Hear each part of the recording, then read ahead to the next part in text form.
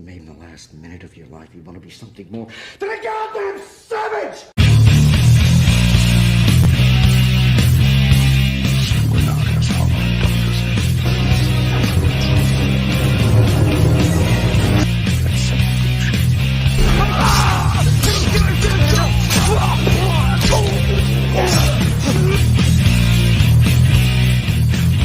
Annunziare mendatio. Prego sum homo indomitus.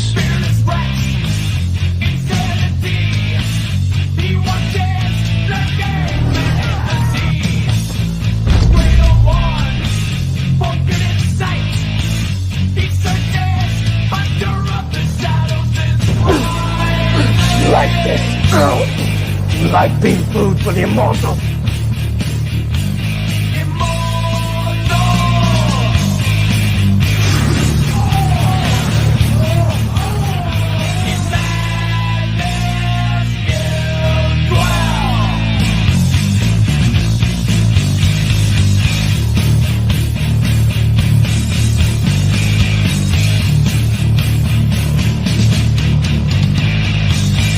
What is happening, my savage friends?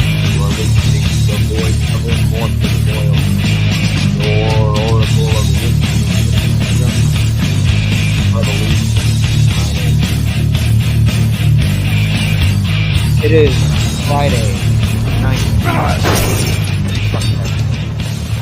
the 19th of May, 2023, 9:38 p.m. West Coast Pacific Standard Time out here in Seattle, and it is time once again to get savage. Welcome one and all, welcome one and all.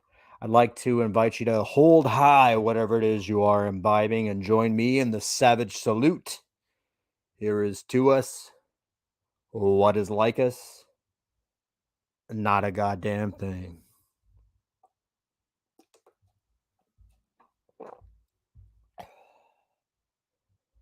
Tastes like mental fortitude and revolution.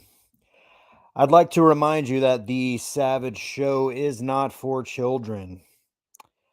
This channel definitely does contain strong language, sensitive subject matter, images, and content intended for a mature 18 years plus audience.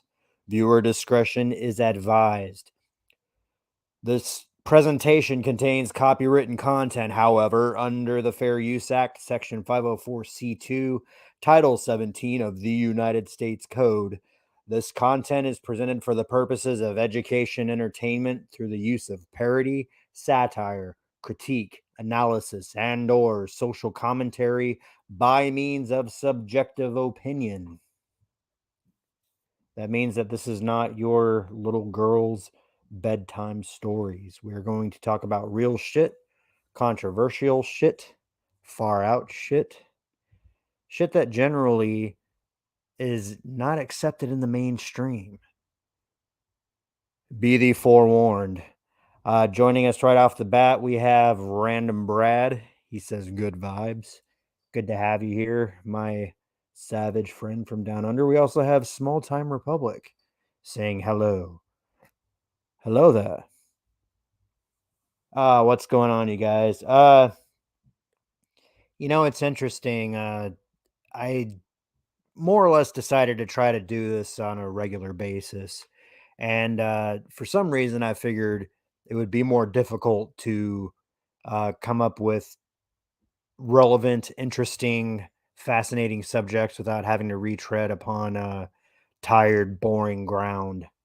However, I do have a podcast that I have to promote, so I'm trying to think of ways to do it and achieve both ends. How can I make this relevant? How can I catch a wave? How can I also be true to myself and perhaps drop some knowledge that might or might not be familiar to you? And if it is familiar to you, maybe it's time to revisit it. If it's not familiar to you, well, buckle in, Dorothy. This is not Kansas anymore. If you will take notice of tonight's thumbnail, we have here essentially the Giza complex, the pyramids at Giza, which are inextricably linked to the constellation Orion.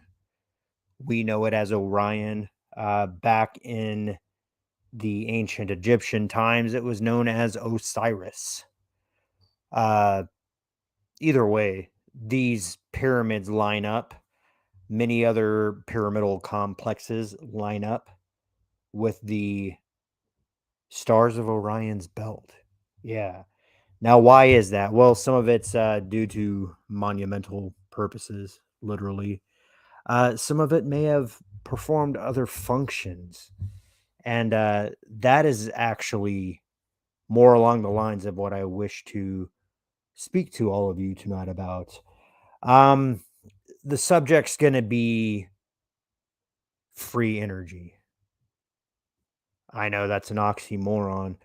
How can energy be free? I mean, after all, everybody spends the majority of their career and at least the front, I would argue the front 2/3 of everything that you spend your paycheck on has to do with energy,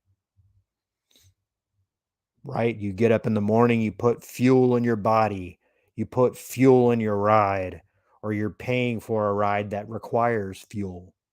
You go to work, you get paid, you come home, you need electricity, you need heat, you need to power your device so that you can listen to the Savage Show, and then like, share, and subscribe and send it out to other knowledgeable men of repute,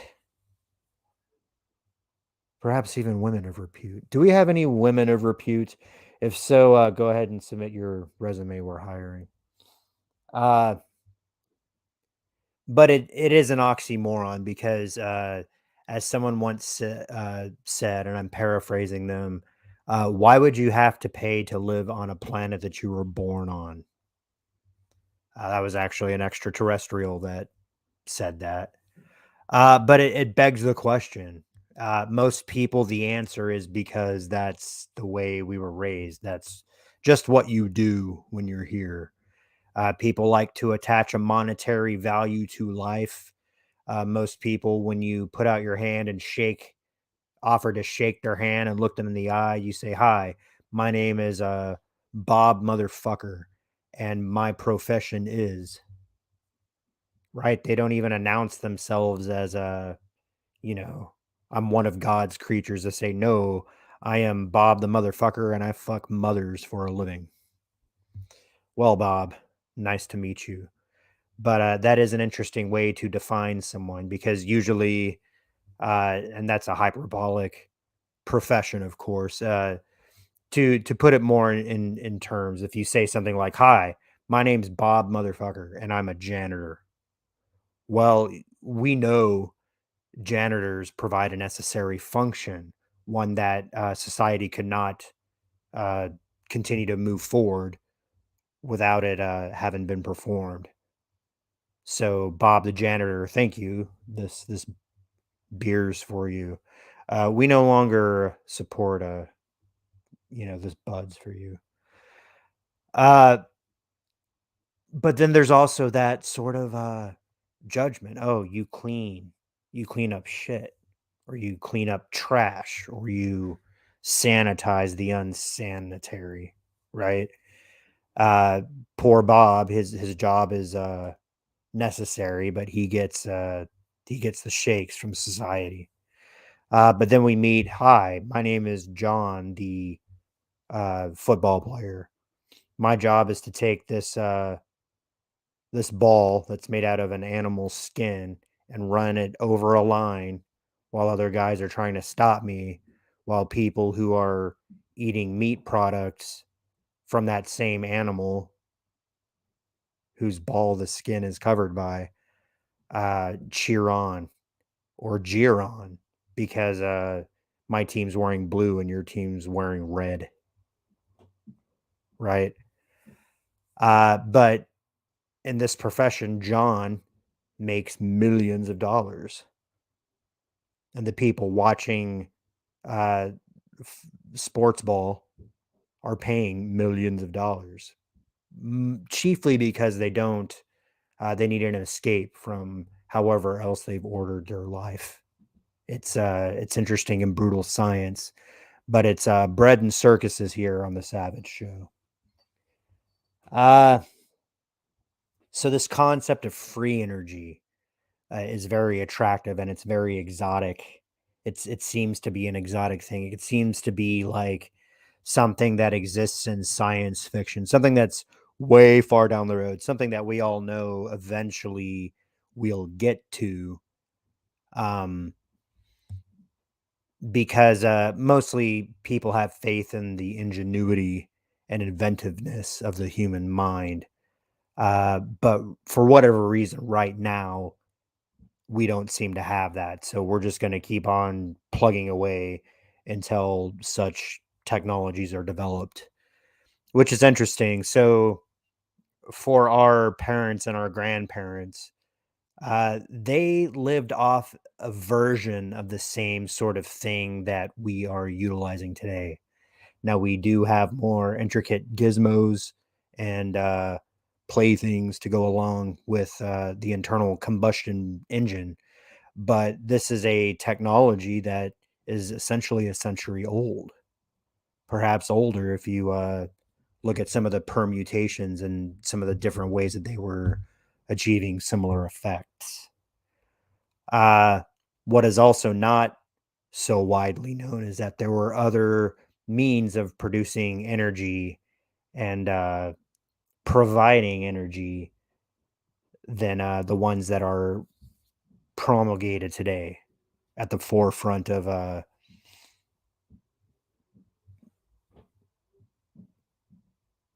I don't know, energy utilization. I don't know how to conjugate that. You would think I would be better with words since that's what I decided to do for at least tonight, ostensibly for a living. However, the grander point, the thing that I'm trying to uh, underscore here is that there were many different methods of trying to uh, create a mousetrap, right? It's not like we're building a better mousetrap. It's like, okay, there was this kind of mousetrap and that kind of mousetrap and the other kind of mousetrap, but we're going to go with this kind because, in the famous words of J.P. Morgan, we can put a meter on it. Um, and this whole thing about energy, this whole thing about energy requisition or acquisition, I should say, feeds into energy requisition and feeds into the structure of earth power and politics and money and all that shit.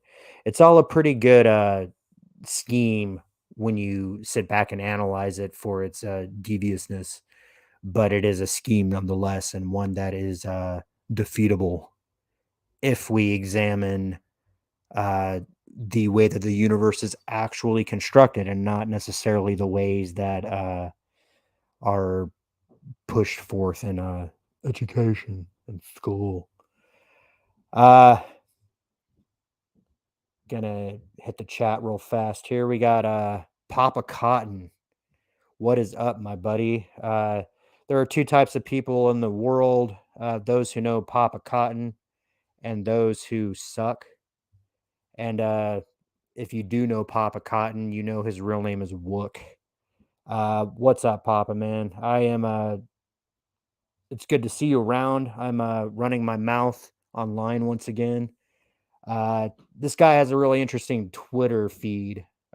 He's probably one of the more hardcore savage guys that I know, but deep down, he's just kind of pissed off at the world for the same reason that we are. So if you're on the Twitter, go give him a follow. He is also wrench hand in many a many a chat, many a chat. Um, I'm not so sure if you're not in my chat, I'm gonna quickly dub thee, sir. So there you go. You are a moderator now, sir. Wield that wrench with judicious prejudice. I like how those words kind of rhyme. Uh, Small Time Republic coming back saying free energy is a very scary concept for those in power. They don't want that. That is correct, small time republic. Yes. Imagine all those guys in Saudi Arabia that would have to be divorced and trade in their jets for camels. Yes. And then imagine being a guy in Saudi Arabia who has jets instead of camels, and then having to not have all the political allies that you used to have. You know, all this wealth and all this like arguing over borders and all this kind of stuff. This goes all the way back to Sumer and Akkad, essentially, to my God's better than your God. My God can beat your God up. Hey. It's ridiculous. It's ridiculous. Um, and so if we're talking about free and abundant universal energy, we have to understand something about the cosmos. Okay. Um, most people are familiar with the idea of the Big Bang, and it's not what I did to your mother last night. Now, the Big Bang is this cosmological abstraction that says the universe is expanding. So, at some point, if the universe is expanding, everything in the universe must have been put together, and boom, right? Now, in the early universe, supposedly there's nothing, and then the element hydrogen is abundant, and then gravity and all that kind of good shit starts making stars. And then the stars are releasing photons and blah, blah, blah, and all this kind of stuff. But the constituent elements, aside from hydrogen, are present in the universe, meaning protons, neutrons, electrons, all that kind of stuff. And because this is omnipresent in the universe, uh, it's easy to conceive that charging a battery is a very, very simple problem to solve.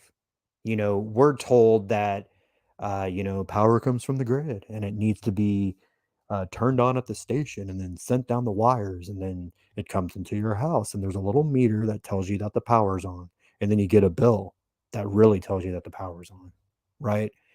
But what if it was just as simple as like sticking a rod in the ground and getting ambient power? Is that even possible? Well, yes.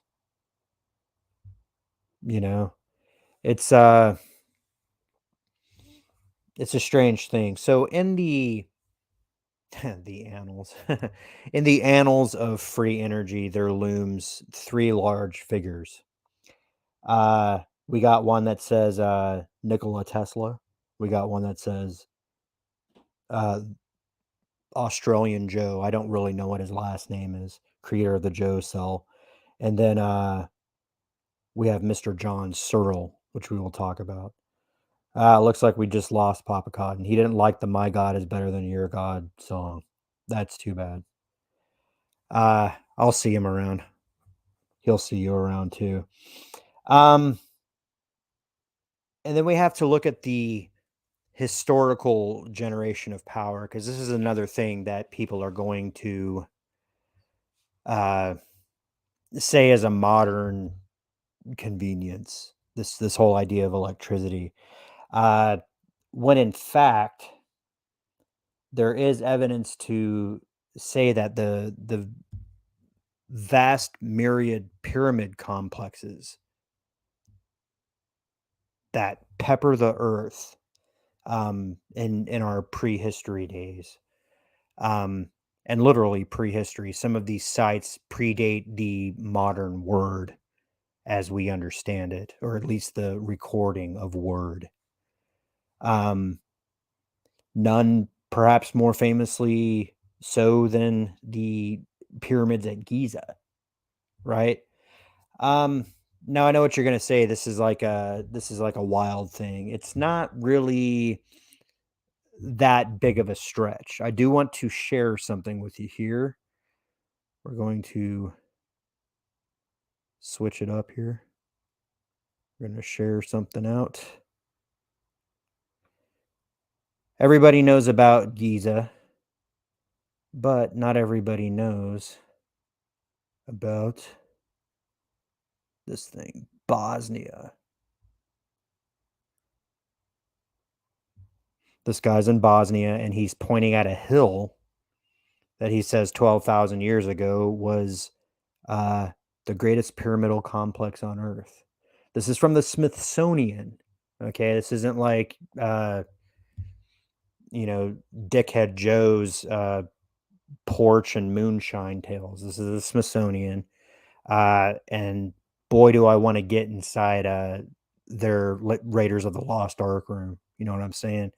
But this guy who looks like a spaghetti western cowboy uh, kneels down next to a low wall, part of a 6 by 10 foot rectangle of field stone and earthen floor. Blah blah blah blah. Um, it's going to go through Bosnia's history. Bosnia and Sarajevo, if you remember fucking Bill Clinton and all that shit in the 90s. Black Hawk Down. This is a very war-torn area. And for a long time, people are just like, what's the value of this place? But essentially, what they dug up in Bosnia, and this was probably, I first heard about this in this article was written in 2009. I first heard about this around 2005, is that they found a pyramidal complex purely by accident because they were flying over it, and they noticed some irregularities in the geometric alignment of 3 hills. And they looked at it, and they did some topography and figured out that there is something underneath the earth, and they started excavating it. Now, like I said, this article is a little bit old. This would have been like damn near 20 years ago. And when I first found out about it, they were saying like, "Hey, if anybody wants to come to Bosnia and help us dig this shit out, uh, we have a grant from Bosnian uh, National Historical Society," because this essentially became a point of Bosnian pride. Um, what they are saying is that this pyramid complex is older and larger than the one that we are familiar with at Giza, and so much so that uh, what's that guy's name? Zahai Mawas, something like that. The Egyptian guy that you always see every time they find like a new fucking butt plug inside the Great Pyramid. You have the same like Egyptian guy get on. He's like, "We have a very important discovery," and I'm making him sound like the guy from Seinfeld, the very very bad man. But you guys know what I'm talking about. Um, People who have an interest in the national image and the need for history to be told a certain way are going to shit all over the ideas of older pyramids or larger pyramid or pyramid complexes that challenge the dominance of uh, the Egyptian sites. Now, Egypt has been taking a big tourist trap. It's definitely something that's been much lauded in literature and all that kind of stuff. But if you think about it, the Greeks talk about how they got their knowledge from the Chaldeans, right, which is Sumer and Akkad. And just in case what came back, I won't sing the song again, but you damn well know that this is a time when there was like a warring states thing, a national god thing. Certain records survived, certain records did not survive, certain records were purposefully destroyed.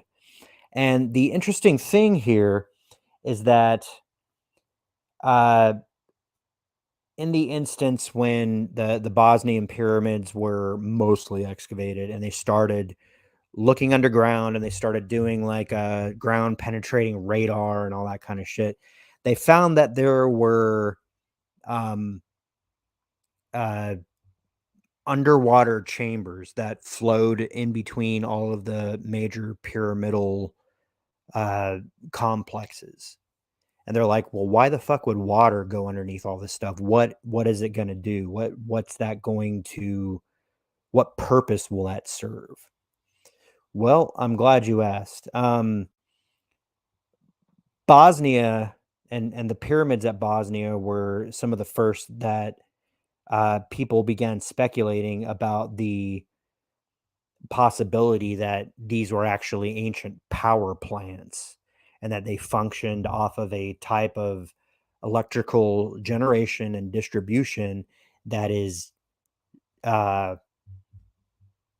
supported by the science that we have now, but the delivery system is different because they didn't necessarily pay for their power. This is something a lot more harmonious, something that probably Tesla would have been impressed by. The next thing I'm going to share with you is this thing about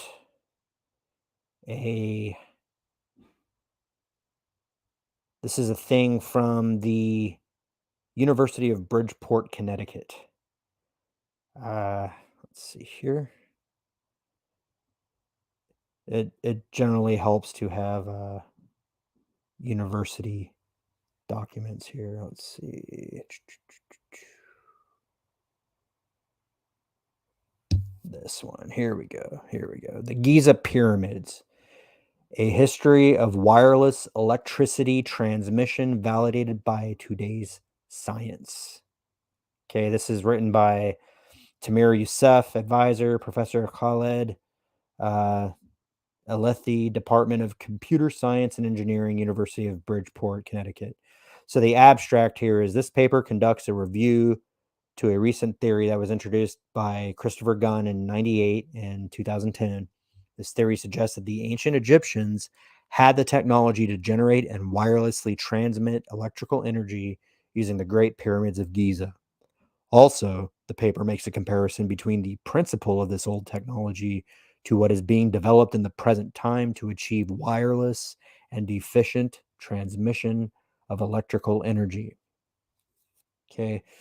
Now, this thing's not super long, so the next thing we have here is an introduction. Historically, the Great Pyramids of Egypt at Giza has been portrayed as a huge and glorious tomb for the pharaohs and queens. This understanding has been discussed by many theories and studies. However, through the last 20 years, new discoveries have been revealing more questions that these theories were not able to explain. This has led to rethinking the findings and rearranging the parts into formation of a new and well-established theory that has emerged in the last 15 years by Christopher Dunn and others. This theory suggests that the sophisticated structure and design of the pyramids is indicative of a functional purpose more than spiritual. Measurements and scientific studies have been conducted to further prove that those pyramids were built to function as, quote, electrical generators and wirelessly transmit this electric energy across Egypt. The authors of this paper are actively conducting a research in the field of wireless electricity transmission. Recent research advancements have been achieved by an MIT, Massachusetts Institute of Tech team back in 2007. The results of these latest efforts have showed that it is possible to transmit up to 60 watts over a distance of about 2 meters using resonant magnetic coupling between two coils. The technology is named commercially as Witchtricity. So this study is obviously funded by wireless people. The theory. There are many archaeological evidences that support that the Great Pyramids were never meant to be tombs. Among those is that no inscriptions of any kind appear in the corridors of the Great Pyramids, in contrary with what was found in all other tombs discovered elsewhere. This suggests a functional building rather than a mausoleum. Also, the empty stone chest that was found inside the king's chamber has no signs of chemical remains of buried body. Additionally, the salt remains in the walls of the queen's chamber indicate that it has not been used to host some chemical reaction, and no soot has been found in the corridors of the pyramids or the tombs of the kings to indicate that regular fire torches were used to light these places. The paper presents an overview of the interesting theory as presented in the books of Christopher Dunn, the Giza Power Plant, Technologies of Ancient Egypt in 98, and the Lost Technologies of Ancient Egypt, Advanced Engineering in the Temples of the Pharaohs in 2010. Additionally, The paper illustrates the similarities between the latest trends in the fields of wireless electricity transmission and the suggested theory from the perspective of concept of operation. Figure 1 below is showing the suggested model of how the pyramid was functioning as a power plant. So, zooming in here, we see here in figure 1 that titled The Internal Structure of the Great Pyramid. Below, we have a subterranean chamber. A little bit above, we have the well. At ground level, we have a reaction chamber underneath the Queen's chamber as we know it. There's a drain, there's a feedback mechanism. The King's chamber, which we know of as that, is a resonant quartzite chamber. There's a microwave power output located beneath the coffer. That's what we call it here. The two shafts correlate with microwave inputs and outputs. There's hydrogen chloride solution and hydrogenated zinc in the reaction chamber. There's dilute hydrochloric acid solution. There's a resonator hull. And then this whole thing is made out of granite and encased in limestone, right? All that shit was stolen and repurposed. Everybody prior to, I don't know, the 1800s attributed the pyramids to a work of the gods. And if we can stretch our thinking a little bit, we can start to see a functionality behind that. The paper continues, the electrical design of the pyramid. The structure and design of the pyramids emphasize its electrical nature even more. The outer casing of the pyramid was covered with white tufa limestone. The white tufa limestone does not contain magnesium and has high insulating properties. This installation properly prevented the electricity inside the pyramid from being released without control. Remember the capstone? We used to hear stories about the capstone that it shone and that you could see it at night and that it acted as a beacon. And these were artificial mountains that had lit capstones. The article continues. Also, the chambers and the passages connecting them are made of granite, which is a good electrical conductor, slightly radioactive, and is formed of about 55% quartz crystal.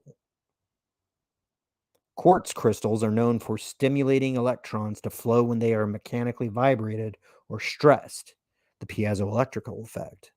Figure 2, which I will show here in a moment.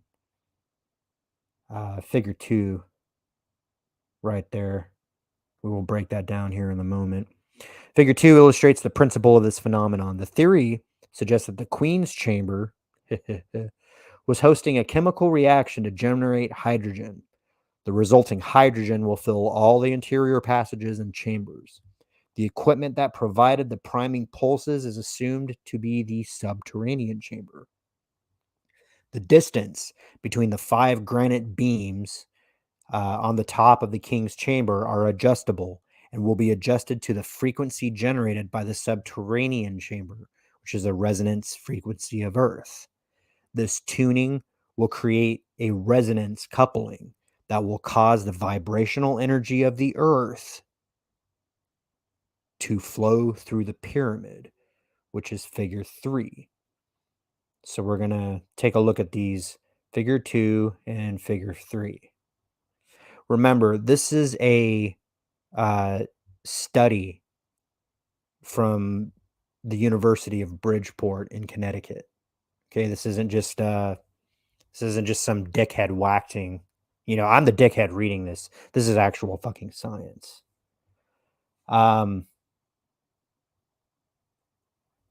So here in figure 2, it's describing the piezoelectric effect of quartz crystal.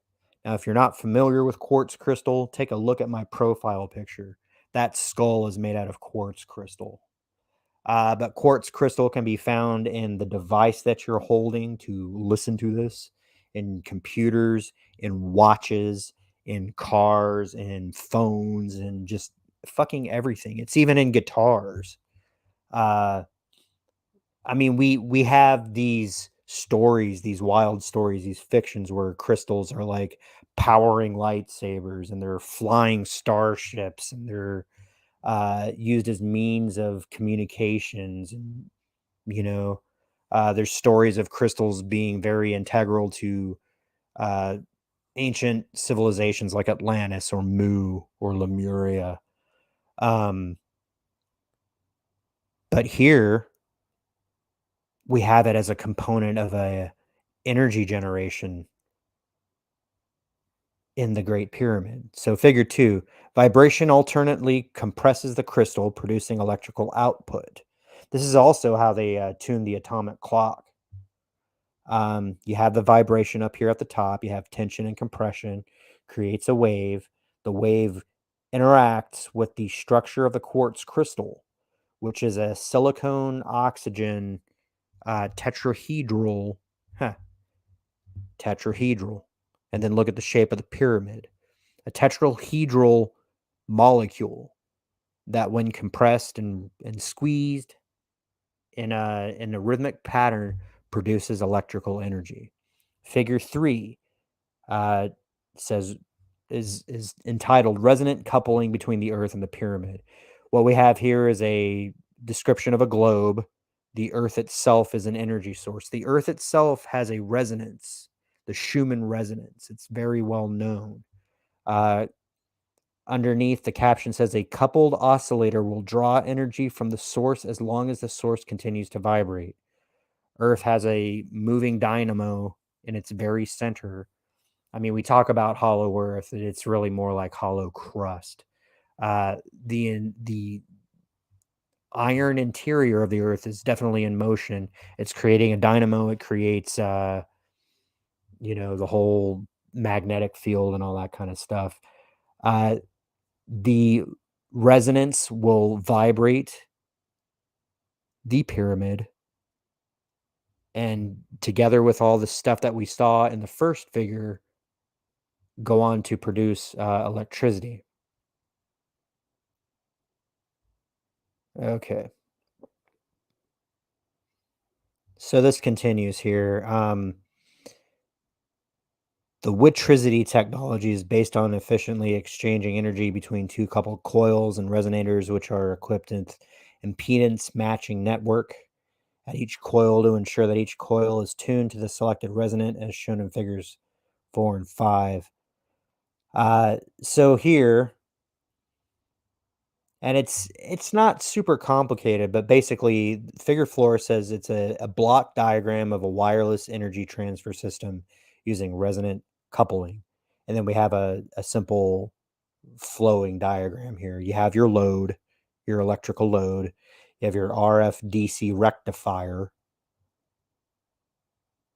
You have your impedance matching networks. You have your device resonator, and you have your source resonator. So one thing is resonating, one thing is sympathetically resonating. You have another impedance matching network. You have your DC to RF amplifier, which is common. And then we have our alternating current and direct current.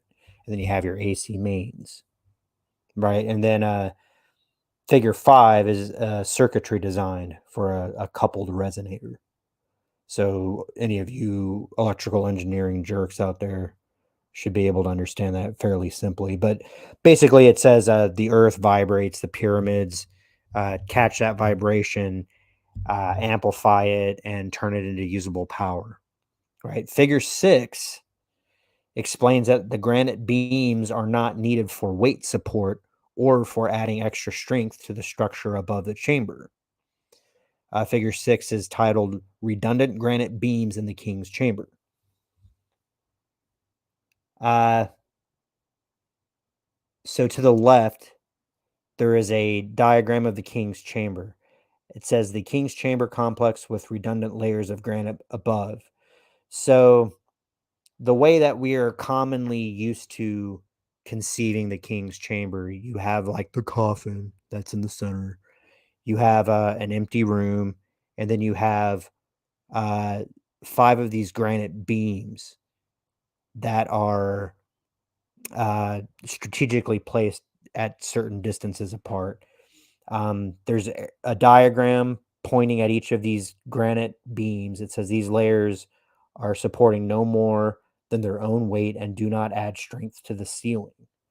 Because Egyptology will say that the first couple pyramids were bullshit pyramids that were constructed at incorrect angles because they were figuring out pyramidal engineering and they fucked it up. So they had things like the bent pyramids.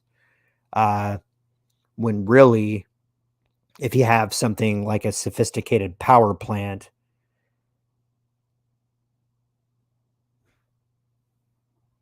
that everybody knows, and then in order to create your own clout, you make imitations of these grand monuments, and you say, "Look, I have my own pyramid. I'm fucking Johnny Big Dick now."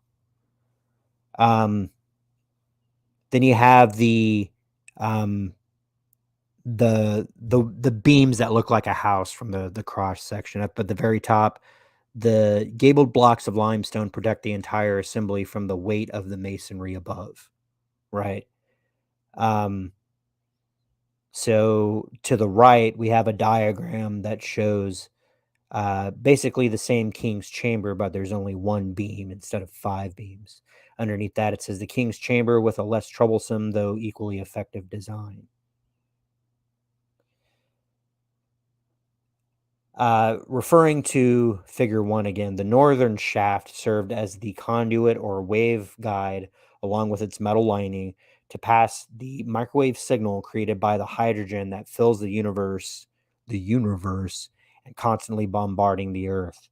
Additionally, the hydrogen that is filling the pyramid passages will absorb the generated energy, resulting in pumping its only electron to the higher energy state.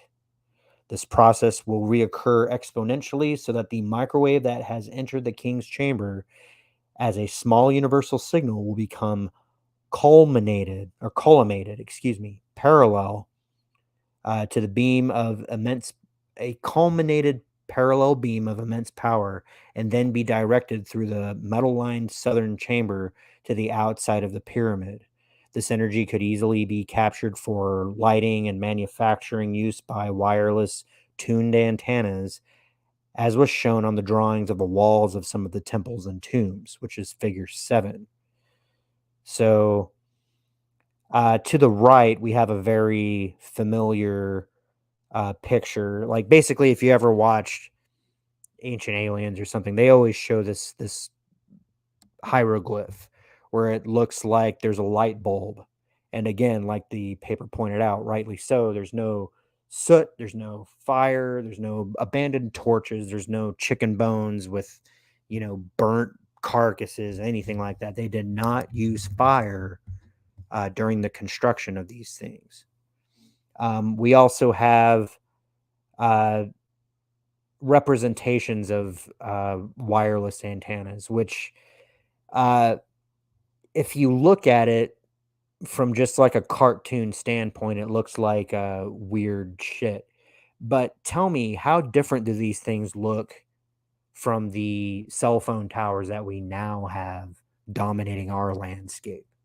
Just because we didn't have technology analogous to this until recently, we had no way to understand really what these people were talking about. It's very easily to chalk this up to some sort of bizarre mysticism. You have to know Coptic and the Egyptian Book of the Dead and, flowers and hippos and crocodiles that eat hearts and all that kind of shit and dismembered penises of buried gods to, realize that all the Egyptians were just abstract dorks who made up their own gods based on the Nile River. But really look at the technology that they were living with, and it starts to make sense. It starts to make sense. Gonna come right back to the chat here. Wook's coming back. He's saying that all sounds right except for it being Egyptians. I think the pyramids were there long before them. Correct.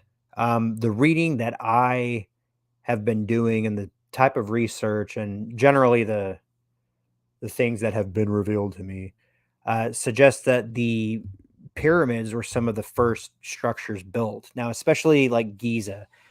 I didn't go into Bosnia and all that shit to say like Egypt makes no fucking uh it's not special at all. No.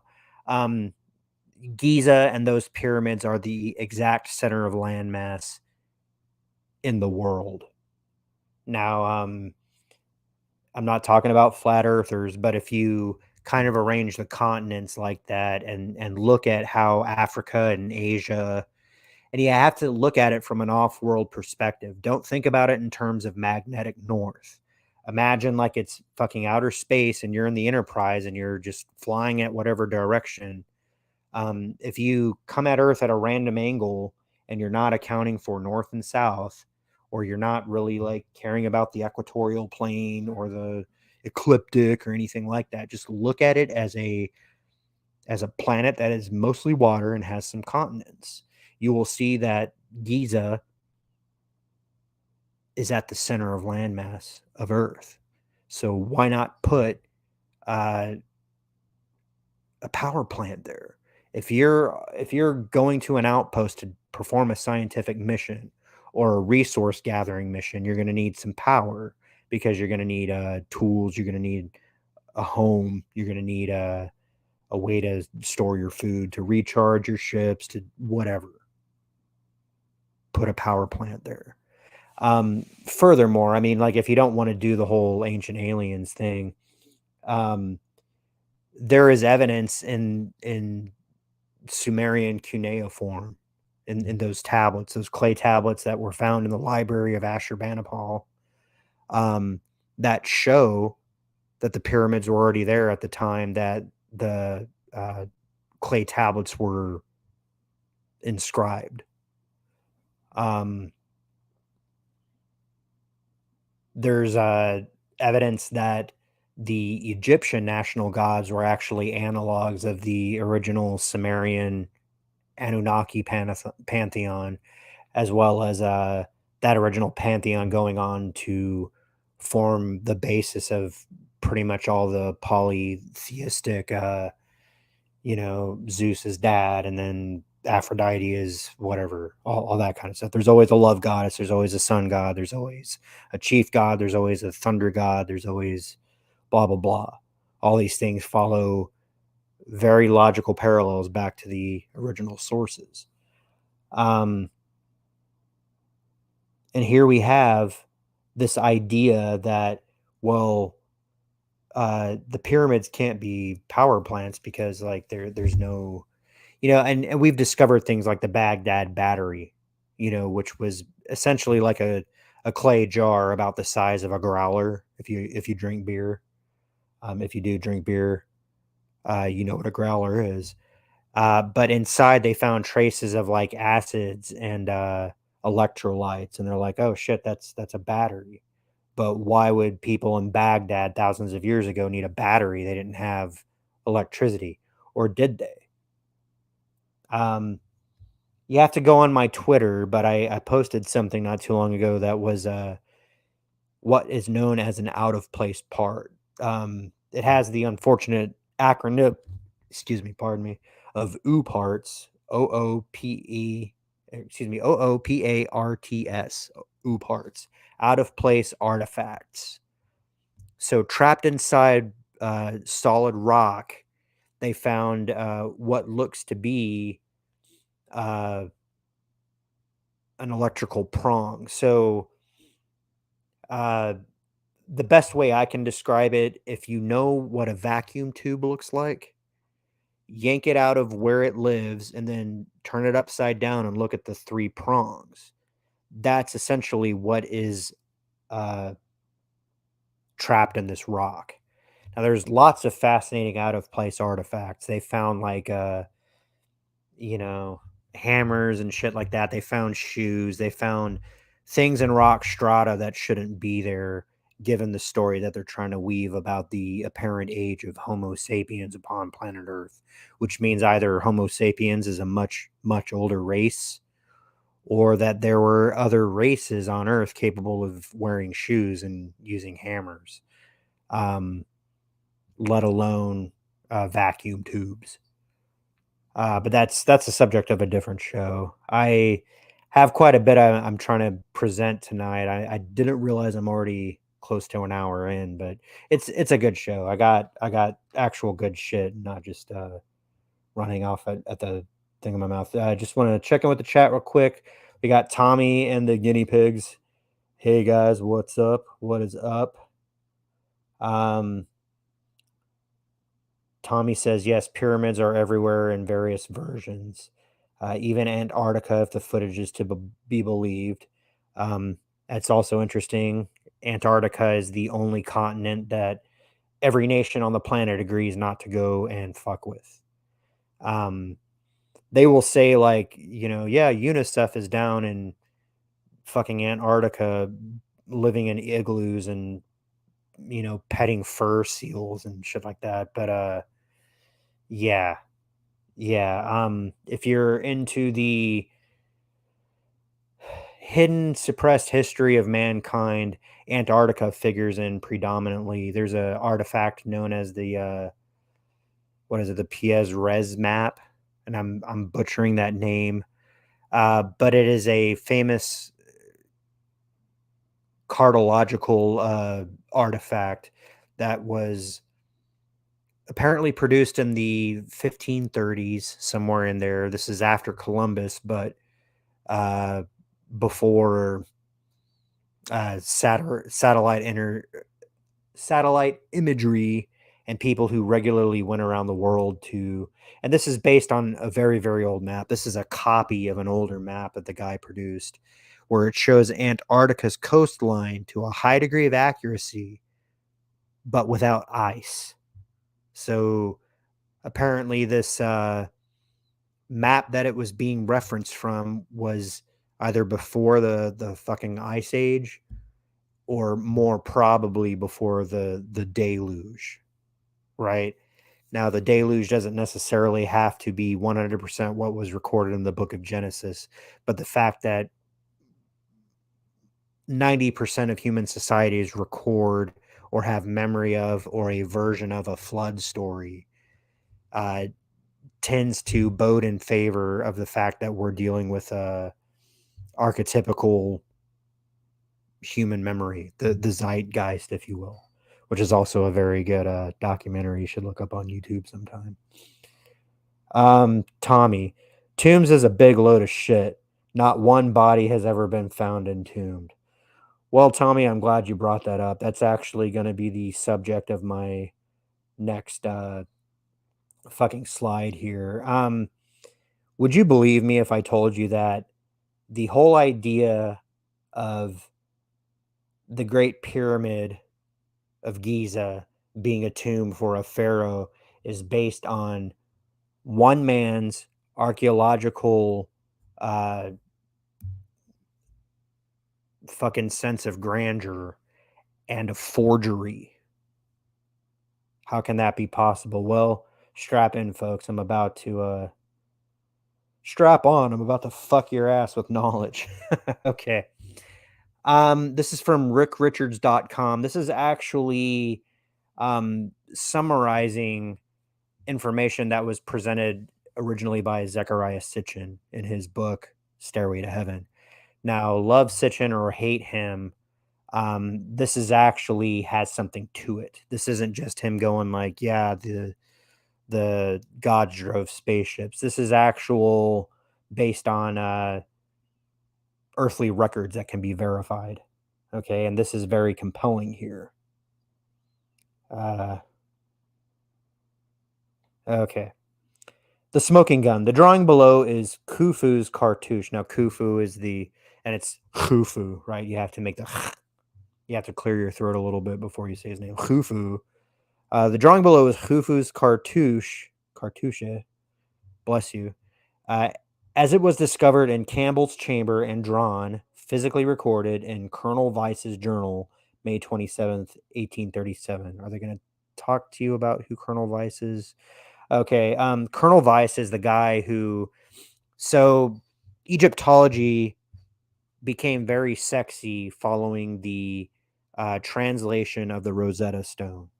For all you young kids out there, the Rosetta Stone isn't just a piece of software that can teach you how to order tacos in Tijuana, let alone dog and pony shows.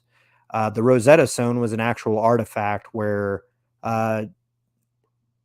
basically the same inscription in Greek, in cuneiform, and in hieroglyphics were recorded. Because as you know, politically, Egypt was conquered by Rome, essentially, and Greece. And in order to make public decrees, everybody had to read it who was capable of reading. So things like the Rosetta Stone were commissioned.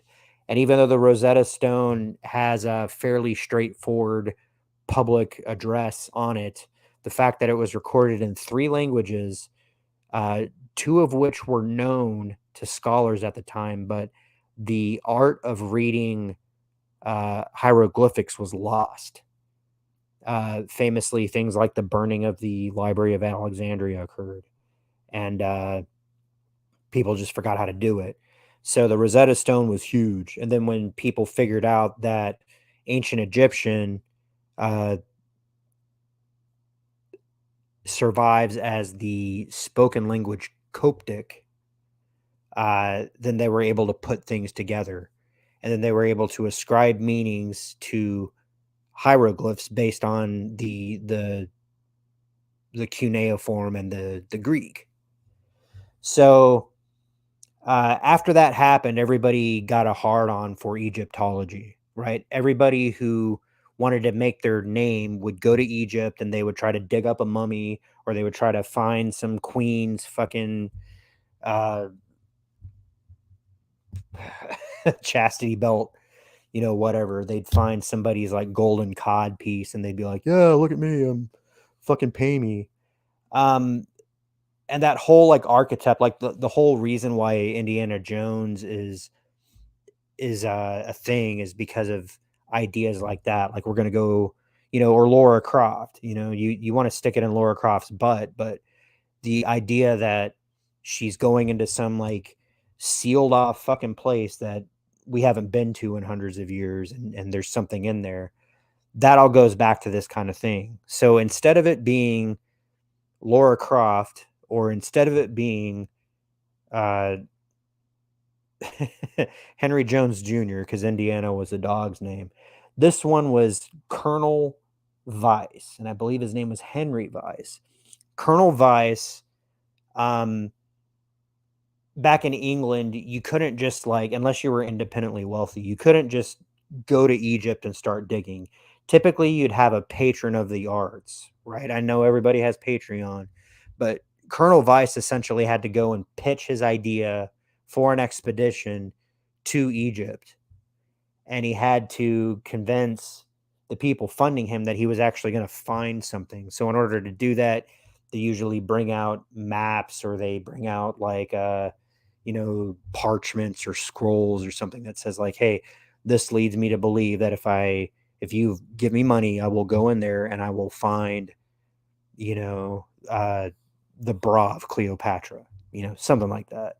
And so they gave him money and they sent him out.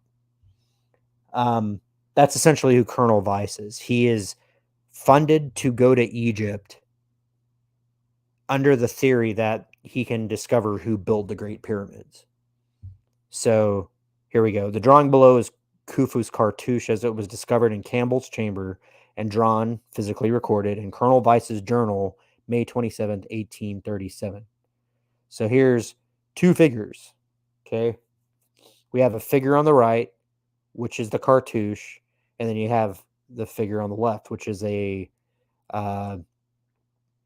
zoom in on it. Okay.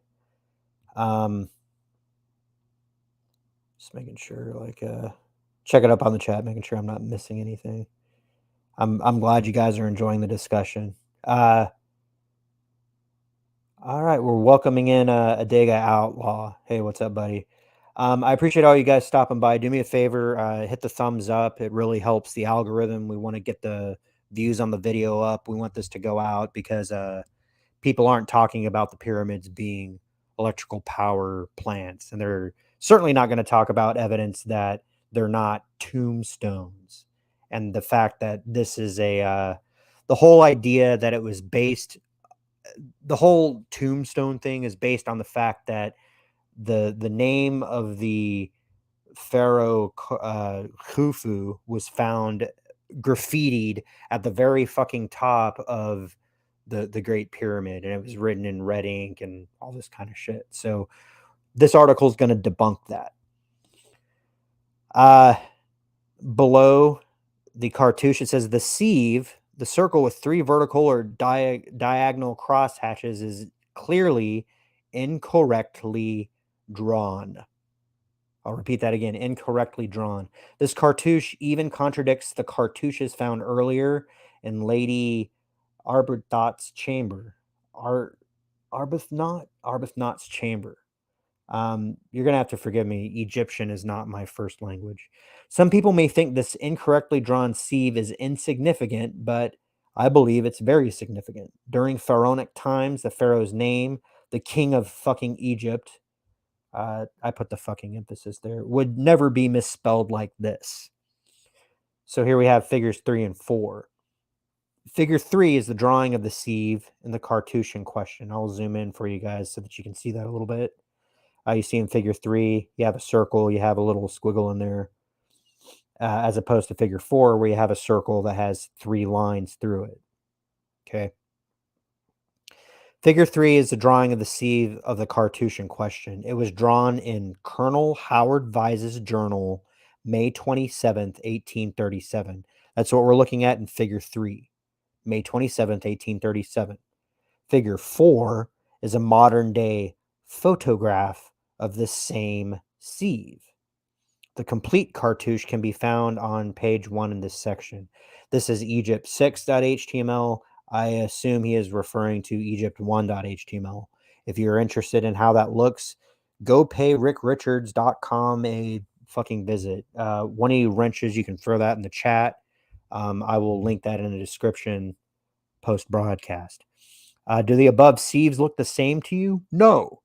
They are significantly different. Why are they so different? If they are the same sieve, they should be nearly identical to each other, but they are not. Under closer examination of the sieve in figure 4, it appears to me that at some point, and this is to Rick Richards, it's not me personally, it appears at some time there was 1 dot in the center of that circle, which coincidentally appears to match the center of the circle in figure 3. Do you see what I see? An explanation for the discrepancy. When was the modern day photograph of the cartouche with the sieve, figure 4, taken? Obviously, it was not taken in 1737. Therefore, we can accurately acknowledge that it was taken after it was discovered and drawn and recorded by Colonel Vyse in 1837. This is very important to note. Why is the photograph of the cartouche in figure 4 not an accurate representation of the same cartouche as depicted in figure 3? Based on Colonel Howard Vyse's authentic historical record, dated May 27, 1837, I believe the original cartouche discovered in Campbell's chamber looked exactly like that figure drawn in figure 3, the glob of paint that looks like excess paint in figure 3. There's figure 3 once again. But why does a modern day photograph look so different from the original drawing of the same cartouche?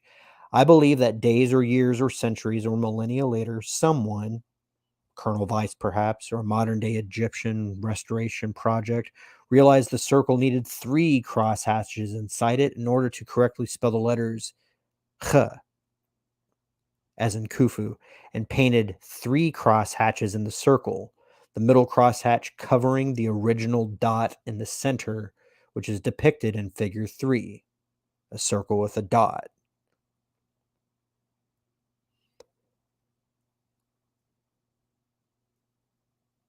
Examine figure 4 again, this time very closely. The middle crosshatch was drawn very obvious and suspicious. Oh, it has a very obvious and suspicious bulge in its center. No, that's not a banana. No, we're not happy to see you. I believe this bulge was originally a dot at one time, particularly on May 27, 1837, when the historic discovery was made and recorded.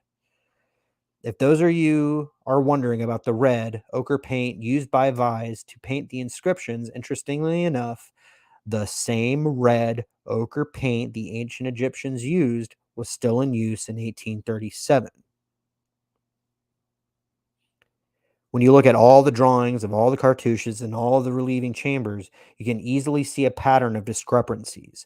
If nothing else, the simple fact that the photographed cartouche does not match Vyse's account of the same cartouche he found in May 1837 raises a red flag by itself.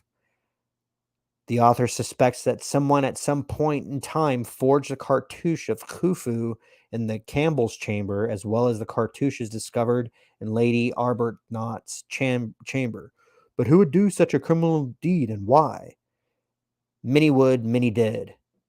Plundering, blah, blah, blah, all this kind of stuff. There's a jealous rivalry between Colonel Vyse and Belzoni, rivals to fame. It's basically whoever invents the 45 first wins the 1911 contract for the army, that kind of thing. So we go down to figure 5. Figure 5 is supposed to represent or duplicate the same exact cartouche that Vyse recorded in his journal in 1837. Does the sieve look the same to you? Figure 5 has 3 perfect cross hatches. Figure 6 does not. So High Hawass should be ashamed of himself. That's the guy who I was talking about earlier. I hope I said his name right. At least he should post an authentic photograph of the cartouche on his website and not some silly artist rendition of it. I post an authentic photograph on my website, yet he doesn't have the courage because he's a piece of shit. He's a dick-licking gatekeeper, essentially. So suffice it to say, the name of Pharaoh Khufu was a forgery that was placed inside the Great Pyramid so that Colonel Vyse could justify the spending that he received from his patron of the arts and make himself famous. And inadvertently, and somebody might have to go and look at this. It suppresses evidence that the Great Pyramid might have had a grander function or might have been built by hands other than Hebrew slaves. Because number one, it would shift the understanding of human history. And number two, it would take some of the victimhood status off of certain select groups of people. You know who they are, right? Adega Outlaw. Apparently, the Colonel's diary was re-examined recently. He spent time trying to draw it accurately before forging the forgery. That's interesting. So if there's practice cartouches, I would be interested in seeing that. Let me know if you have any. We got Curtis YZ joining us. What is up? What is up, my savage friends? Hail, hail, rock and roll. So basically, what we've been elucidating here is that the pyramids are not what they seem to be, and that what we think of as tombs essentially are not what the pyramids were. There is another famous image I'm going to pull up for you. This has a History Channel. Come on. I don't know why it's not going. It's technology, you guys. Fucking hate it. Probably doing something untowards. Share, damn you. There we go. This is a famous image that, again, if you're in this, if this is sort of your wheelhouse, you've seen this thing before. This is an image of the pyramids at Mexico, Teotihuacan, which coincidentally have a similar layout to the pyramids at Giza. Again, we have the Orion's belt symbology here, but what this is showing is if you took the components of the pyramids and turned them instead into a PC motherboard, and the idea that, again, you have electrical association with it. Now, I don't think it's necessarily a computer board, but I think that the power that it produced could power whatever analog technology there was back then. And I'm not saying analog as opposed to digital. I'm saying analogous, right? Whatever counterpart technology existed back then. I like this. What coming back? Slaves couldn't have built the pyramids. That's nonsense. We cannot achieve the same thing today. No. The idea that slaves built the pyramids allows us to not discuss high technology prior to its rediscovery and reinvention. And then, like I said before, it allows certain ethnic and religious groups to claim victimhood status. Now, this isn't to say that those tribes didn't experience something in the distant past where they were enslaved or whatever, slaughtered or whatever. But the idea that you had thousands of these motherfuckers rolling around granite on logs thousands of miles away. Because remember, they hundreds of miles away, they discovered the quarries where the granite that we discussed in that University of Connecticut paper was quarried, and it was hundreds of miles away because the site was chosen from a high vantage point, the center of landmass of planet Earth, which you could only determine if you had the bird's eye view. And then once you decided that that's where the power plant should go, we have to look for suitable materials. We're going to go get granite because granite has quartz in it. It has a high concentration of quartz, and we can use quartz to generate electricity. It's pretty simple. It's pretty simple stuff.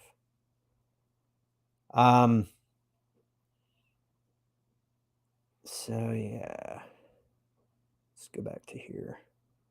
So that's kind of why we're putzing around with this this idea here. So that's how they did stuff in the past. The main reason I floated that out there was because I need you guys to conceive of the idea that there are alternate methods of generating power, electricity, whatever, than we are being told in the public sphere. Now, I don't doubt that the people listening to this live fail to grasp that. You guys are A1 savages, and, you know, we're all one and the same. But when you turn around and go to your respective water coolers or slaughtering pits or whatever the fuck you guys do, the killing fields, and you share out this podcast and you tell them to like, share, and subscribe,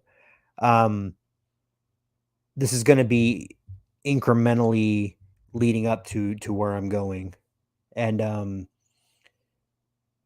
like I said, there were three figures in my mind that loom large in the idea that we can generate free electricity.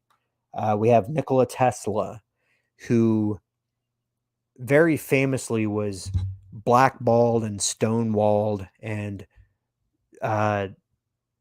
just relegated to the oblivion of poverty and obscurity for damn near 100 years. You know, there are things of Tesla, like we have an electrical measurement called a Tesla. We have a car now called a Tesla. Some people know that Tesla was about wireless transmission of energy. So things like the radio, like your cell phone, Bluetooth is one of those sort of children of Tesla's genius.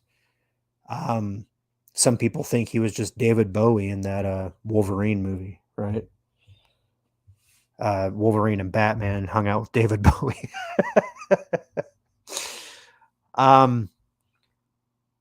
But what Tesla said was that he was more in favor of wireless transmission of power as opposed to splitting the atom. Because that's the thing. Like Tesla was, there's a famous quote, Einstein. They said, "How does it feel to be the smartest man in the world?" And Einstein said, "I don't know. You'll have to go and ask Nikola Tesla." Right? And Tesla was like one of these people who would talk shit about like power plants and splitting atoms and burning carbon bonds to create energy. Because basically what they're doing is that they're destroying fundamental particles of nature in order to actuate a machine that can spin or whatever and then produce a spark. And then we capture that spark and then send it on down the line to run your mother's kickstart vibrator. You know, that sort of shit. Tesla was saying it's a lot simpler than that. We live basically, like I said at the beginning, basically like the University of Bridgeport paper was talking about. We live in a sea of free energy. There's ambient electrons all around us. Hydrogen is the most abundant element. It has an electron.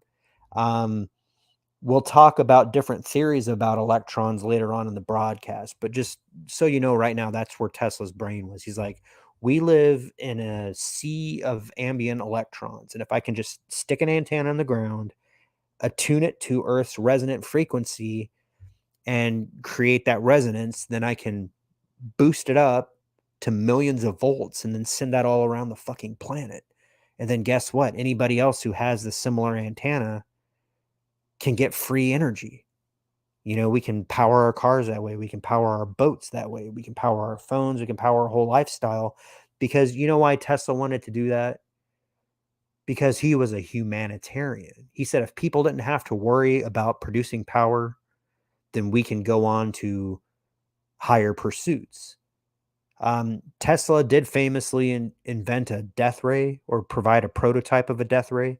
And his idea was he wanted to give it to all of the world powers so that everybody would have that mutually assured self-destruction thing. If I have the death ray and Russia has the death ray, then we're not going to blow each other up. You know, that kind of thing. But Tesla was basically talking about Star Trek before Star Trek. And because of the greed of people like J.P. Morgan, and Westinghouse, he was another one. Don't forget him.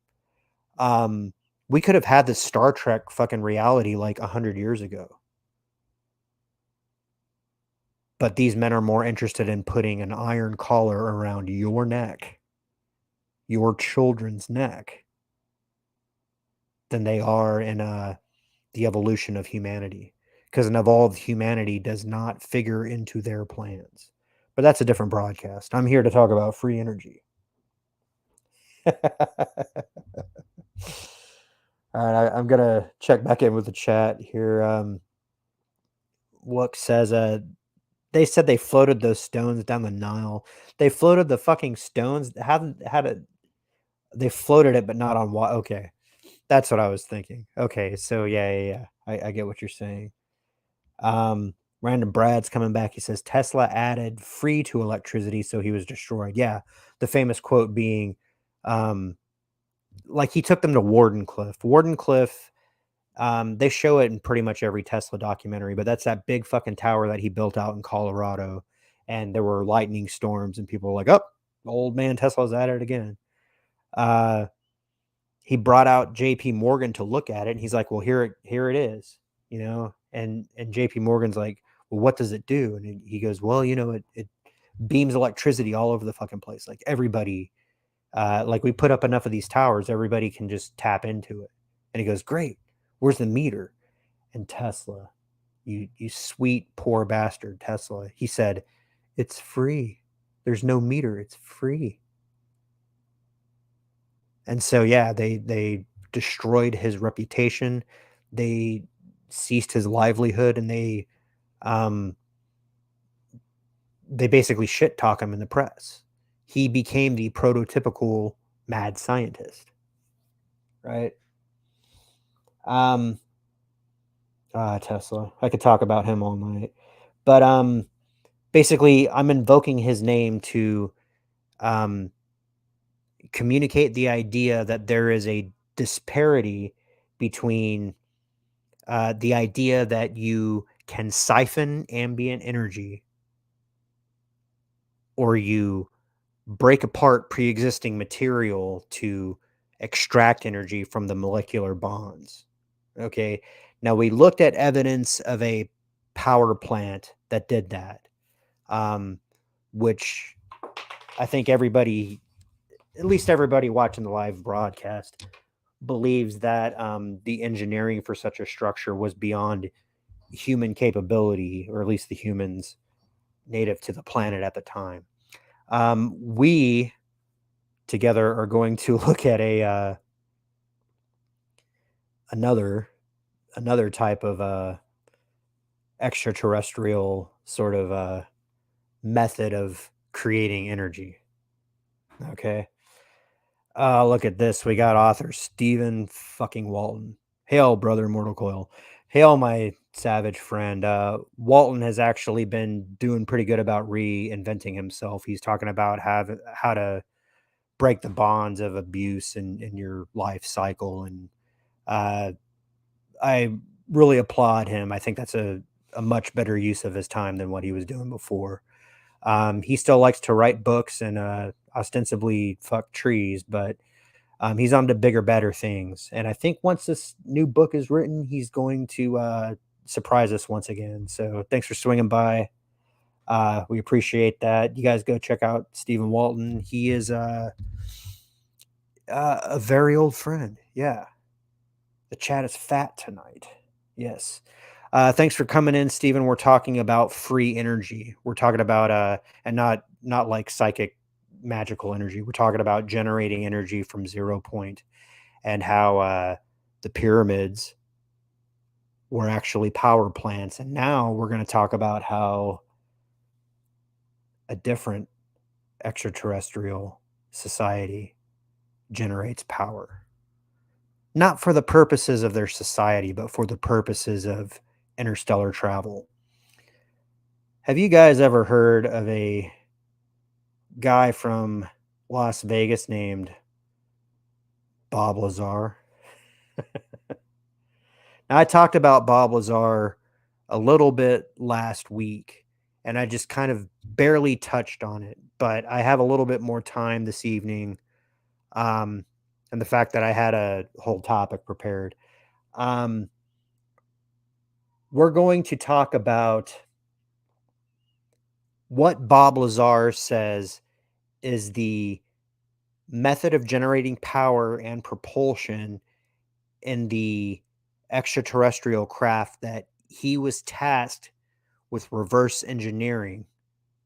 Now, a lot of people think Bob Lazar is full of shit.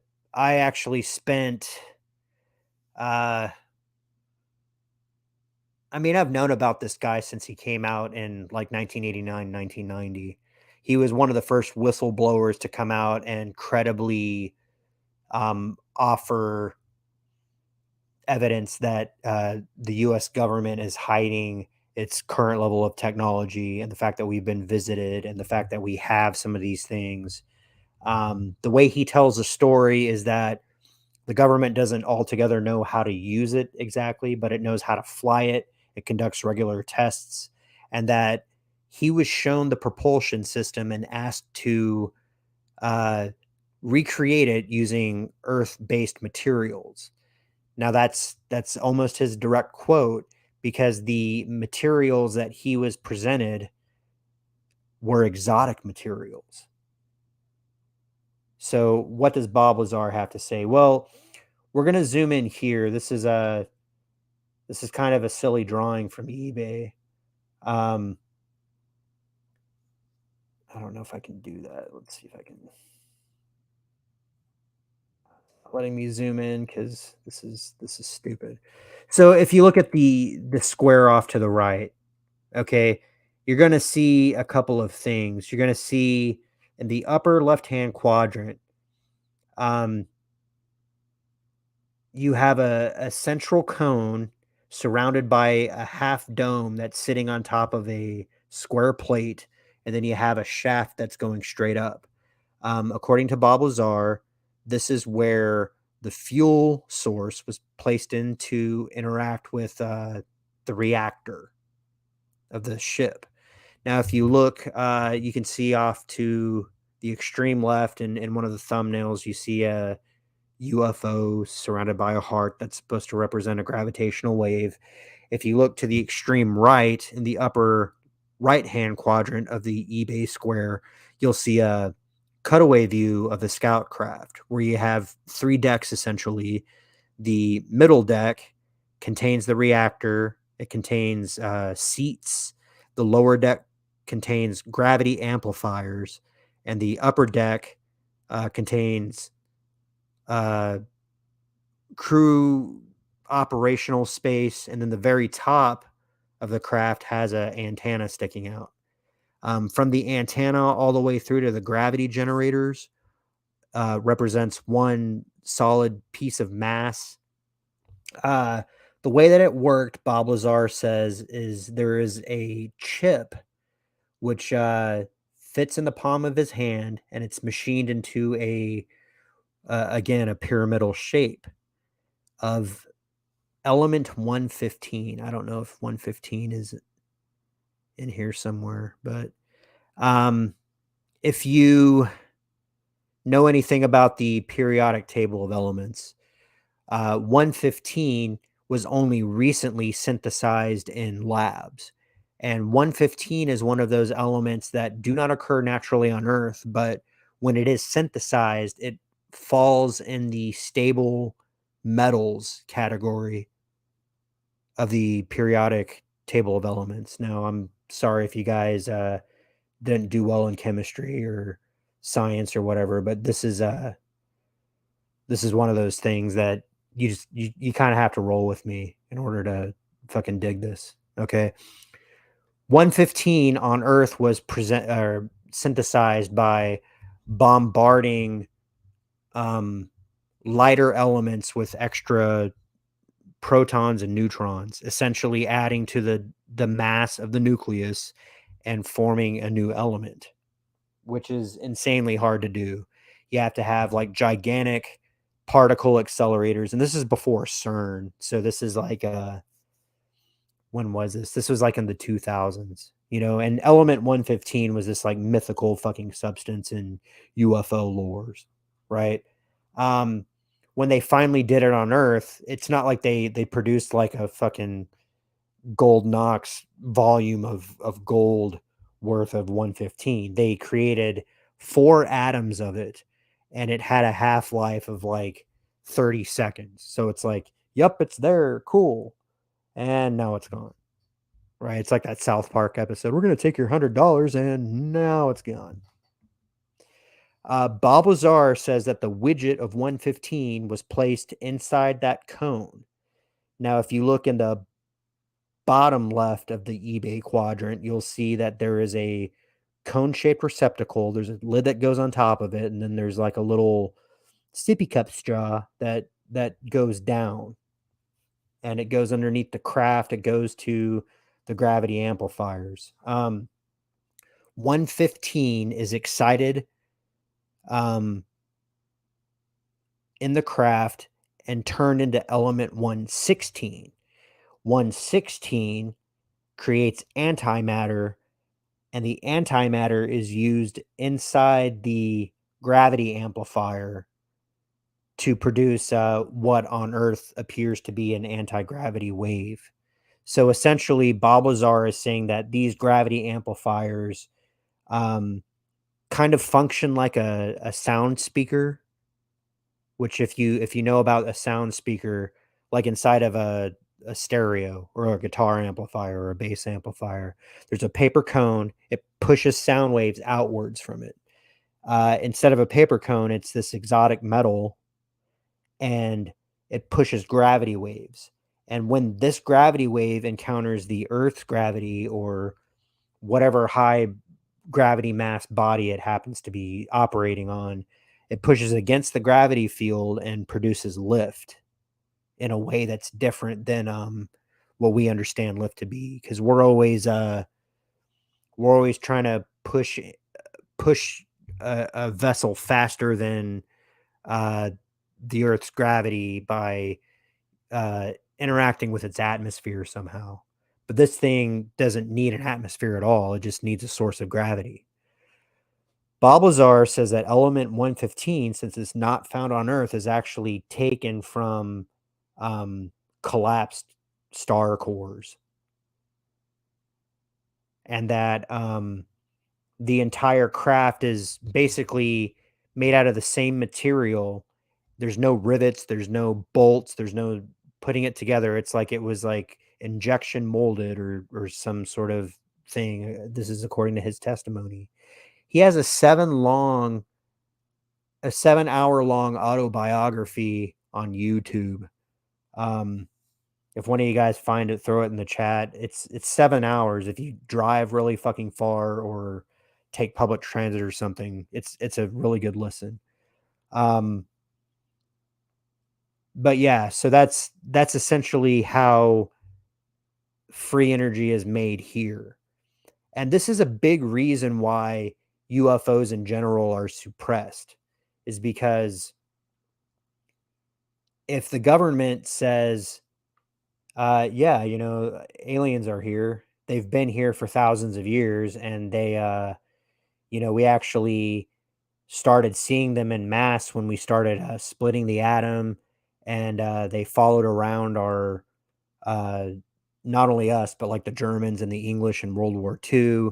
And then they actually, like, we shot some radar at them in New Mexico, and a couple of their craft came down. And then we went and shook hands with them, and, yeah. People would be like, great, so there's aliens out there. So how the fuck did they get here? And they'd be like, well, they came on ships. Oh, well, how do their ships work? Well, and then they'd have to explain that it occurred in some way that wasn't burning coal or nuclear power rods of uranium and shit. And then people would be like, oh, so if they can do that, how come we don't do that here? Well, that's a funny story. Shut up. We'll kill you. Right? Yeah. Gonna go back to the chat here. Everybody's saying hi, how you doing? Tommy says magnetic generation for flying. How can you predict different magnetic variations between planets? Okay, that's a good question, Tommy. Did I shut the fucking thing down? I think I shut it down. Okay. I'm gonna pull up another thing so that you can see, because it's actually very interesting. So type Bob Lazar sport model. See if I can get another cutaway image of it. Let's see here.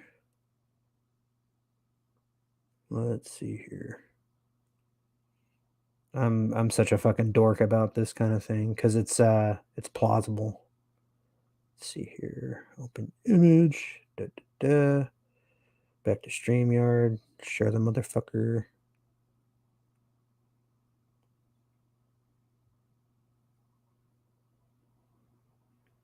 Okay. So I'm pulling up another image here. This is another cutaway section. This is a artistic rendition. This is not Bob Lazar's original thing. This is not really what we were just looking at. But I'm going to zoom in a little bit here. If you look at the very bottom, see that there are 3 emitters. And if you think about like another really famous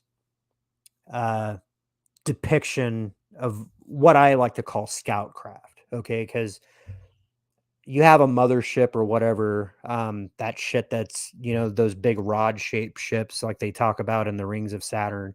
And then you have that can move in between solar systems. It probably has a couple million individuals on, but then you need like smaller exploratory craft to go out and do your missions or to go look at something or to go, to a different environment. So you have these little saucer-shaped things that function this way. Another famous depiction of this is the Billy Meyer ones. You look underneath the UFO, and you start to see 3 of these little bulges that are arranged in a triangular pattern on the bottom side. This corresponds to what Bob Lazar is calling the gravity amplifiers, right? So I'll get up there, right? So if we're looking at this, you see that there's 3 of them. He's saying that they swing and can be pointed in any direction, and that they operate by folding space-time. So if you point them all at a gravity source, and put them in, he says that there's 2 modes of operation. You put them in the first mode, and it will push back against the gravity field there, creating lift. And then if you have 2 of them pointing down and 1 of them pointing away at something else, like say a mountain or any point wherever, then it will essentially fall towards that point. So it'll fall towards a mountain. And because we're dealing in gravity and energy, we're not dealing with drag or anything like that. We're not dealing with heat or thermodynamics like that. We're bending the fabric of space-time to achieve travel. We're not going through the medium. We're punching a hole through it. And then he's saying that in space travel mode, when you point all 3 gravity amplifiers at one point, it will pull the ship across the universe, essentially, or back to Saturn, or back to wherever the fuck it goes. Yeah, Bob Lazar has a 7-hour video where he explains all this shit. It's really, really fucking cool. Dega Outlaw's dipping. He needs sleep. Good night. See you later, sir. Tommy's saying, without knowing the pull of gravity of a planet, you more than likely would crash. Of course, that could explain Roswell. Well, so there's another book, Tommy, called The Day After Roswell, where it's saying that radar interfered with this propulsion system. Because, I mean, you might get lucky if you could hit it with a missile. I'm sure you could do that. But missiles are very slow moving. They produce heat signatures. They're very easy to track. But with technology like that, you could literally like get out of the way at the last second. It would be like Spider-Man avoiding the spitball, that kind of thing. But if they're dealing with a variation of the EM spectrum, and especially one that we either don't understand or have not yet tapped into, then it also makes sense that other types of EM emissions would have the capability of interfering with that. Now, this is interesting too, because Bob Lazar said that the guy on the ground and the guy test driving the ship talked through some sort of radio. So they obviously figured out some way around that. He didn't explain what that was. He wasn't shown that aspect of it. But that's what he said. It's interesting shit. It's very interesting shit. Need a sip of water real fast. Okay. So that's essentially the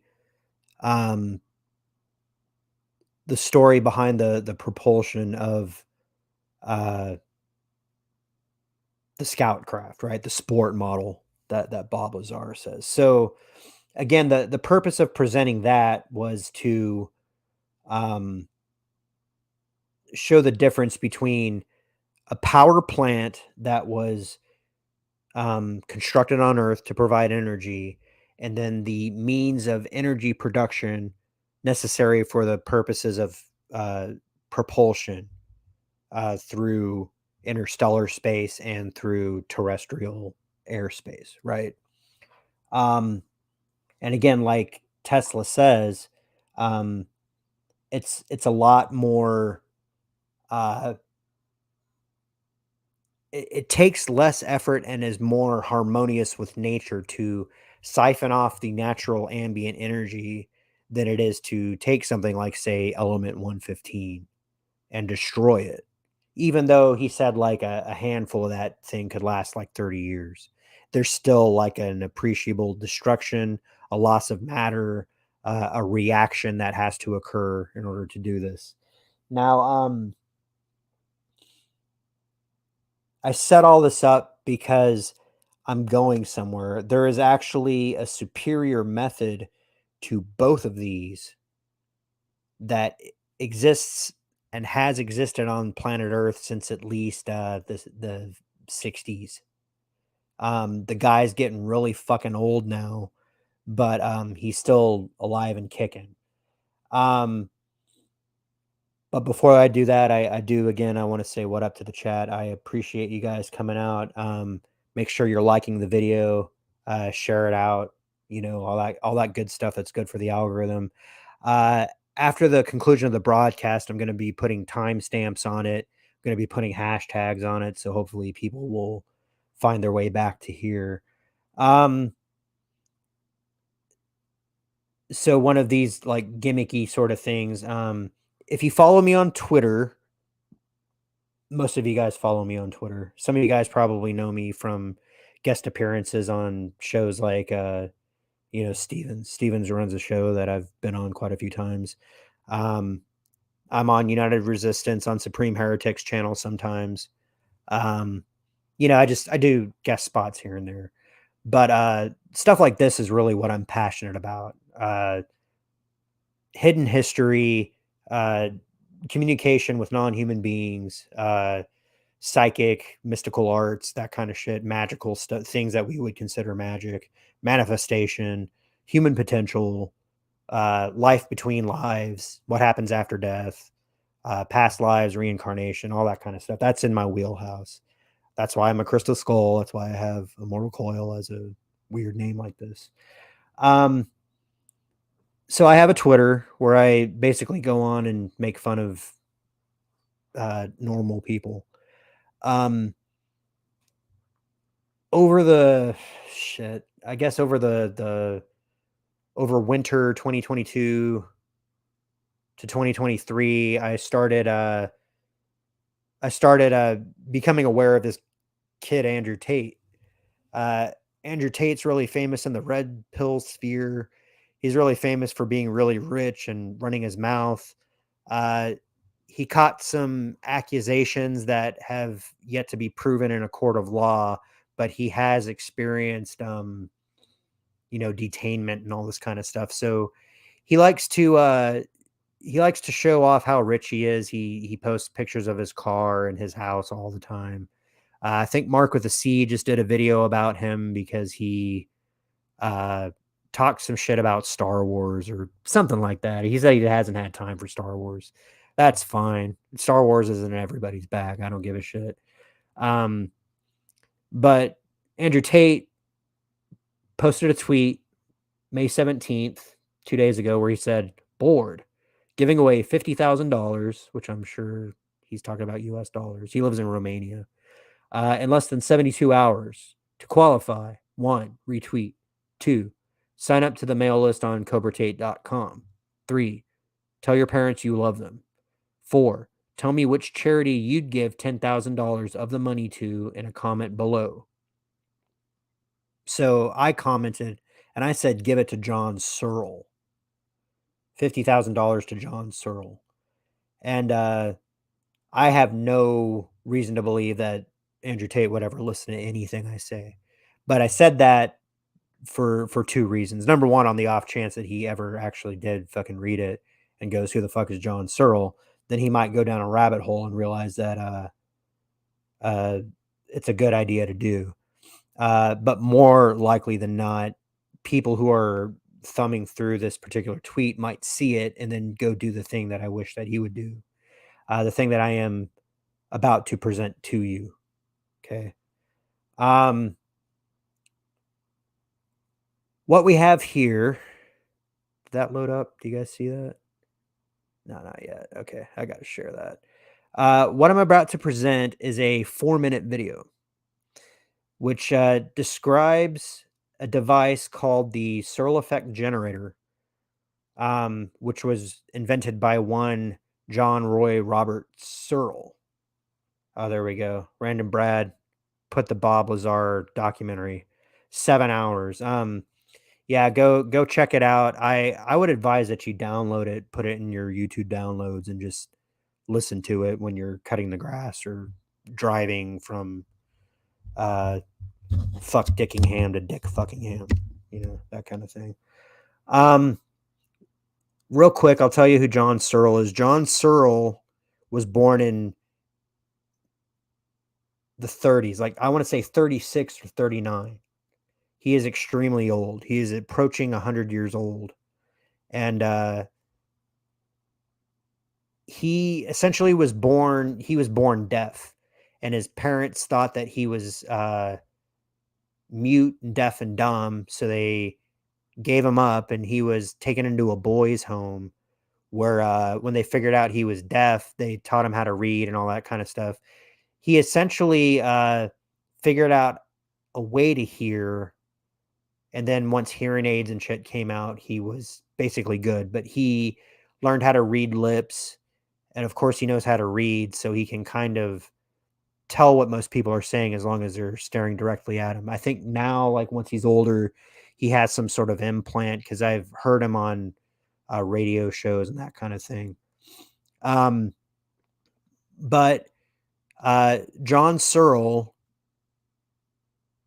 much like Nikola Tesla, he had dreams where he was receiving visions about applicable technologies from somewhere.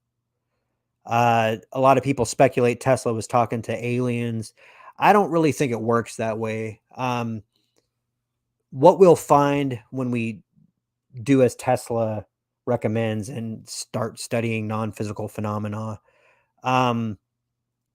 what we're doing in our incarnate bodies are what we do with our incarnate bodies. But the only way that spirit would agree to unite with physical flesh is if it can not be united with physical flesh periodically. So that's part of what we do when we sleep.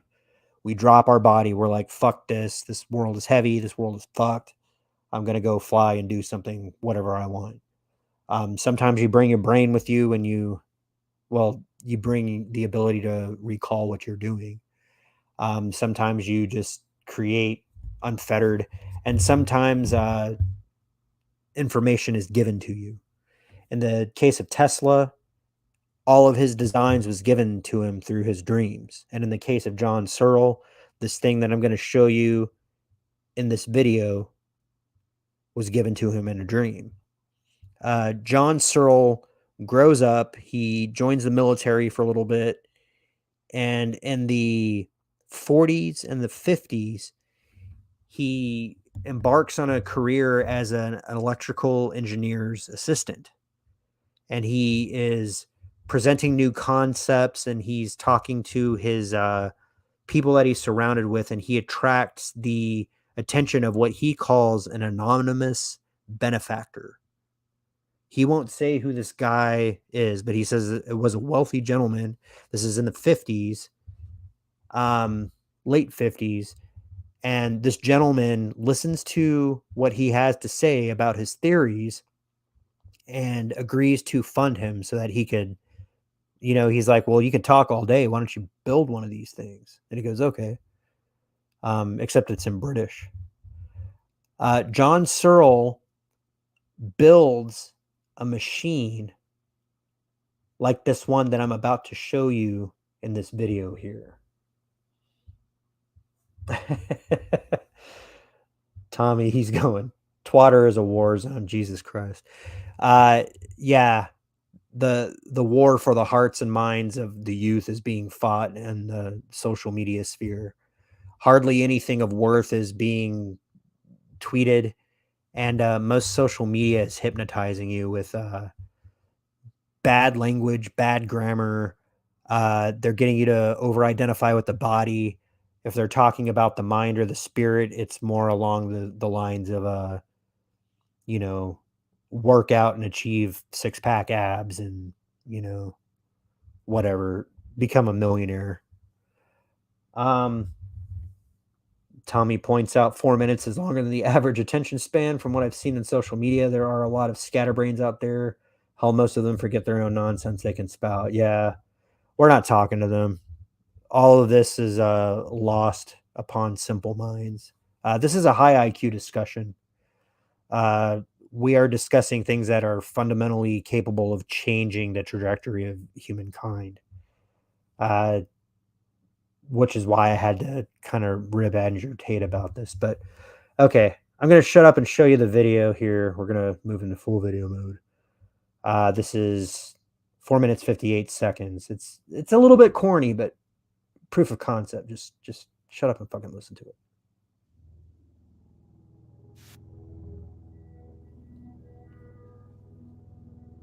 Changing the art of combusting to get energy and thus producing pollution to one that's natural, the absorbing of natural energy, compressing it, using it, and then letting it go.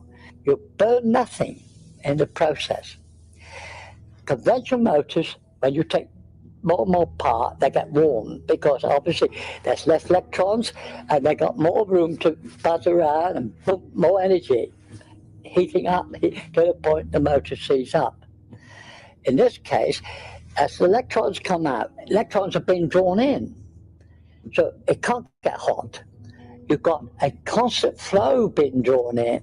You start the flow moving, it keeps going and going, getting more and more stronger as you speed up. And once electrons start sensing a homing point, they all start heading in the surrounding to that point.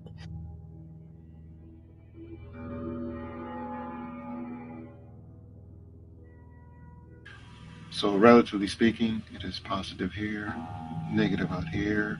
Air is ionized, current draws in the back of the center, and you have completed the circuit. This is Amy, just one of an uncountable number of negatively charged electrons seeking a positive destination. She finds the positively charged neodymium core irresistible and enters the Searl converter device, becoming part of an enormous reservoir of electrons. Inside the neodymium, Amy meets Neo, an electron from the neodymium core. These electrons are drawn to the powerful magnetic flux line penetrating the 4 layers in the Searl design. They join together, forming a boson pair, as they spin around the magnetic force, releasing them on their pathway to freedom. As they enter the gate layer, they are compressed, feeling pressure to exit the system. At the same time, they are pulled and accelerated by the magnetic layer. Their energy continues to increase, racing through the emitter layer, joining trillions of other boson pairs that form the eddy current on the surface of Plate 1. The boson pair is captured by the roller and blasted into the positively charged neodymium core of the 2nd stage plate, repeating the activity into the 3rd stage of the Searl device. With tremendous energy, Amy and Neo are hurled forcefully into standard coils, where they are collected in the same manner as any generator of electricity. Nothing is created or destroyed. The circuit is complete. As the rollers move, they provoke electrons to migrate through the 4 layers of the plate, from the neodymium core, through the gate layer, the magnetic layer, and the emitter or copper layer. This activity repeats through the rollers and the plates. Unlike conventional generators, the electrons will be moving at extremely high velocity. Conventional currents are slow currents, and they build up heat. The more current you draw, the more heat you get. This system is the opposite. The more current you draw, the colder it gets, for this reason. At the quantum level, the electrons are riding the magnetic field, not hitting the lattice of the atoms. The electrons find their path between atoms undisturbed, so they accelerate to higher and higher speeds. Rare earth has a different function altogether. That's why we call it rare earth. It likes more electrons than other atoms want. It stores them on another band. So if you've got this surplus electrons, they're easy to take off because they want a positive target. It's going to replace that shortage from the surrounding fabric, because that point's becoming a bit positive. So it will draw in electrons. It will pull more and more in than you're taking out. So the device will get colder and colder because the electrons are getting more compact. They got far less room to move. It is so cold that the material will change its state. It will become a superconductor.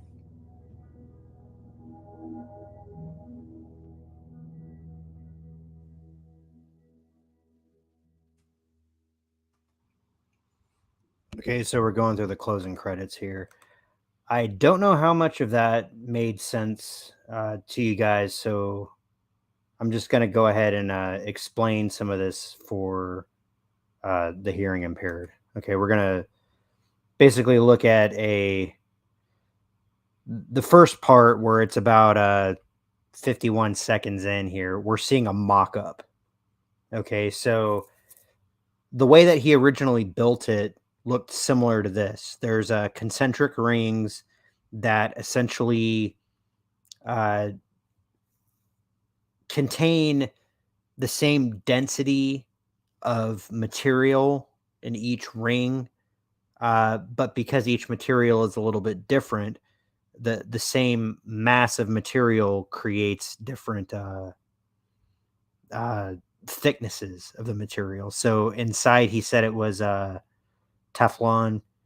Then there was a ceramic. Then there was neodymium, and then there was a copper layer because there needs to be a means to transmit these free electrons. So the neodymium, if you remember from out here, it shows that its outer shell would like to be complete in the same sort of ways that we're being taught in physics once again. So that's either going to be it wants to give away its 2 free electrons, or it wants to attract 6 others. But by going through this device, what he's actually doing is compelling the neodymium to give away its free electrons, or its 2 outer valence level electrons, and then pull in ambient electrons from all the fucking hydrogen soup that we were talking about during the Great Giza Pyramid segment here. And then what happens is that these rollers orbit around the central large roller. The little rollers contain a fractally identical proportion of the same elements, but at a smaller scale. And then I'm looking here in the comments. Random Brad says, I know what's going on now. I was watching a guy make something like this a while back. Yeah, there's a lot of motherfuckers out in their garages trying to do this, but John Searl actually did it in 1967. John Searl was photographed in newspapers with this thing that looks like a UFO flying around that he was able to control, which is essentially this device, but expanded out to 3 rings. So I'll finish explaining it. When these rollers spin around the central roller, they are held in place by a magnetic force. So these outside rollers do not touch the copper ring on the inside. There is a very, very small gap. And that's what Mr. Searl was saying before. Now, John Searl is old as fuck, like I was saying. And some of what he's saying isn't clear to understand. But because there's no friction involved, there's no contact point between the roller and the plate. There's no friction involved. It can't heat up. In fact, it cools down. So that's the first layer. If you look at later in the video, he shows that this thing is actually built out to 2 or 3 layers. This one looks like it has 2 layers. And then the ones that have 2 layers are perfectly capable of running a house. The ones that have 1 layer would probably run a car very easily. In fact, I think he said to to make something that would run your house would be no bigger than probably a large dinner plate, right? So you have ever enlarging ring layers that all have he explained it like Sudoku. Like they all have proportionally relatable ingredients, and then the way that these things end up becoming magnetized, they ride eddy currents. So remember in the pyramid diagram, we had oscillating waves that represented the electricity generated through the piezoelectrical effect. You have ups and downs. Well, the rollers ride in the downs of the sine wave pattern and roll around and then transfer their excess electrons to the outer outwards. The ambient electrons are attracted to the center and they're pushed out through the rollers to, if you're looking at my scroller, these coils. Right? And there's some pretty cool graphics to explain exactly how that does. But essentially, we can play that part again. And I'll even mute it so that I can talk a little bit. During the demo, you can see how fast that these rings are moving. So you have to imagine the more energy that goes in, the faster these rings move. And if there's 3 concentric rings, starting with 3 rings, the device starts to go superconductive. It cools down because remember, there's no friction here. It cools down. And then John Searl says that the effect from it going superconductive is that it defies gravity. It wants to lift. So he actually built, like I said, radio controlled versions of these things, and they were mistaken as UFOs in the 1960s. John Searl, much like Nikola Tesla, his ideas were funded for a time, but when they figured out what he was actually doing, they cut off funding. He was running his house at the time, and this is again in the 60s. He was running his house based on one of these Searl effect generators, and they came and said he was stealing power. So they kicked him out of his house. They took all his shit, and they yanked his funding from him. And then he's been basically walking around talking about proof of concept ever since. Now, the interesting thing about John Searl is, again, he's extremely elderly. He's still around. He knows how to do this, and he's taught certain people how to do this, but he hasn't been able to mass produce it because he wants to do it in-house. He wants to control the means of production. He wants to involve, let's say, one company for procuring rare earth materials. He wants to involve another company in assembly, and then he wants to magnetize the individual roller components in-house according to his own specifications. What he does not want to do is sell it and create a patent that can sit on a shelf somewhere. I don't know if you guys remember, also in the early 2000s, there was this thing called a Joe cell, which essentially was very similar. It didn't have rollers or moving parts, but it had concentric rings that operated off of they hypothesize it was electrolysis, but the guy that built it says that it pulls in, once again, ambient electrons, and that on a roughly a liter of water, he was able to drive across the country. And the same thing happened. The dude was killed. The technology was shelved. There's blueprints about how to do it online, and many a garage mechanic has attempted to duplicate it, much like Mr. Searl's technology. But because he wants to safeguard these things. I don't think that a widely available blueprint's going to be available until after he's gone. He has a company in his name, but he does not have adequate funding, which is why I was challenging Andrew Tate to fund this motherfucker. Actually, for a long time, I had a tweet pinned where I was challenging Elon Musk to fund this motherfucker too. And John Searl has the same sort of altruistic aim in mind.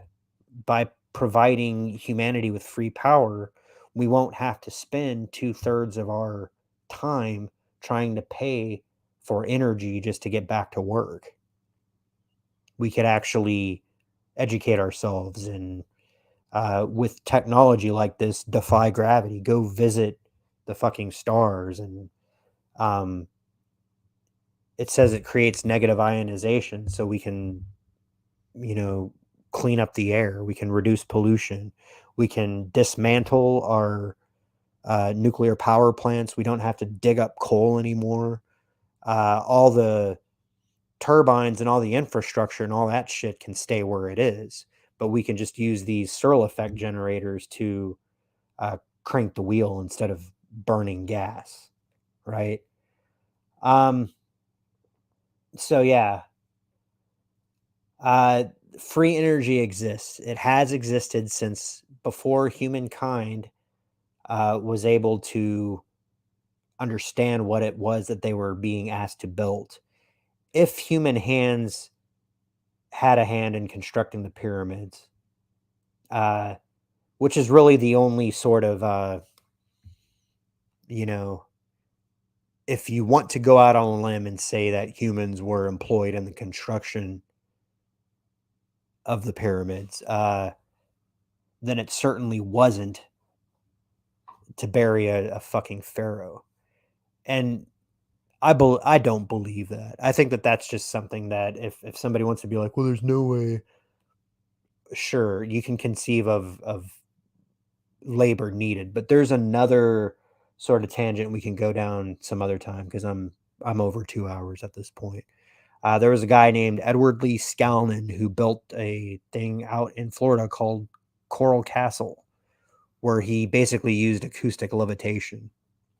So cymatics and acoustic levitation and walls of Jericho. That might be a rabbit hole we can go down some other time on savage spirituality. But yeah, I've been sounding off at the mouth hole for about 2 hours.